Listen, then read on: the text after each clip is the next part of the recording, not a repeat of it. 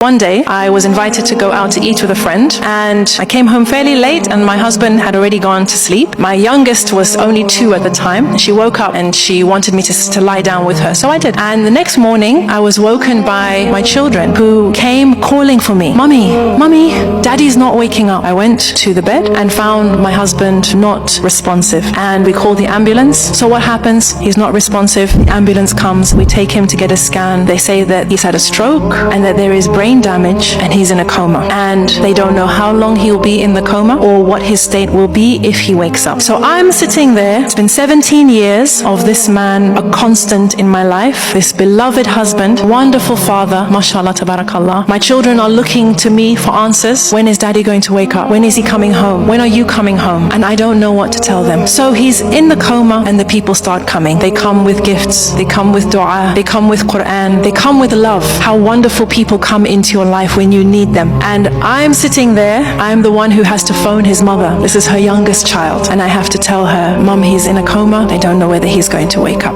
I have to hear a mother's heart breaking, and I have to go through all the scenarios. What if he stays in a coma for 3 years? What happens then? You know, there's an interesting thing that people do when somebody is in a coma. They come and they tell you miraculous stories. I knew someone, they were in a coma for 6 months, wallahi, and they woke up and they were fine. Sister, you'll be okay. Sister, I heard about someone whose husband was in a coma for 3 years, wallahi, and when he woke up everything was okay. They had another baby last year. They think this is comforting. I don't, because I don't know how to navigate my life with my husband in this coma. But Allah is the owner of the heavens and the earth, and He decides. So Ya Rab, if he will be in a coma for however long, I accept. Then they say, when he wakes up, he may have severe brain damage. He may not recognize you or the children. I say, Allah is the owner of the heavens and the earth. He decides. And if my husband wakes up and he is no longer the man that he was, I accept. And then what if he doesn't come back? Subhanallah, I went through every scenario, which is what you do. You go through every scenario, what could possibly happen, and Allah gives me the chance to accept each scenario. Say, Ya Rab, this is in your hands. Whatever you decide, I accept. So one day, a sister comes with a story for me, and this was a story that did give me comfort. She said, you know, there was a husband and a wife. They had a daughter, and this daughter, from when she was born, she was very ill, and the doctor said she wouldn't survive past 1 year, 2 years, 3 years, 4 years. But the daughter survived until one day she got too sick, and they took her into hospital, and the hospital staff said, you have to leave her here. So they come back the next day, and the doctors say, it's not looking good. She needs this, she needs that. And the man says to his wife, not yet.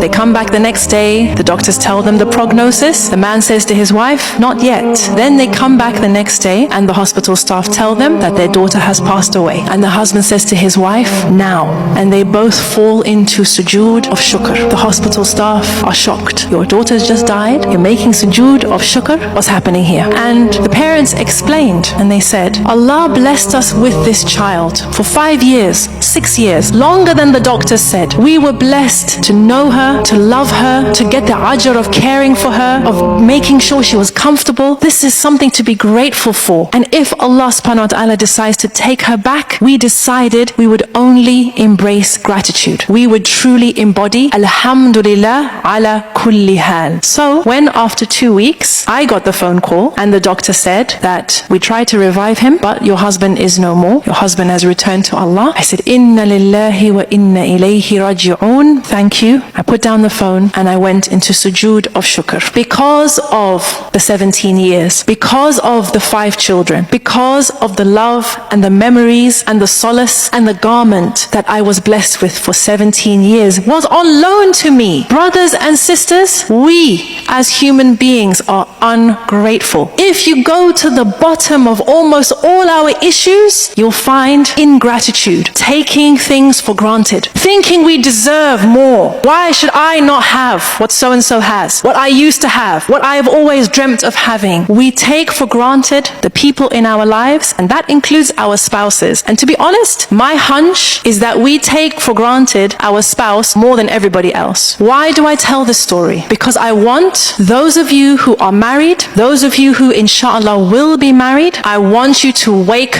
up to the ni'mah that is right there beside you. The fact that another person has agreed to share their life with you to build a life with you, to tolerate your nonsense, to make excuses for you, to love you in spite of your craziness, this is something to say alhamdulillah for. Comment alhamdulillah if you have reached to this point of the video.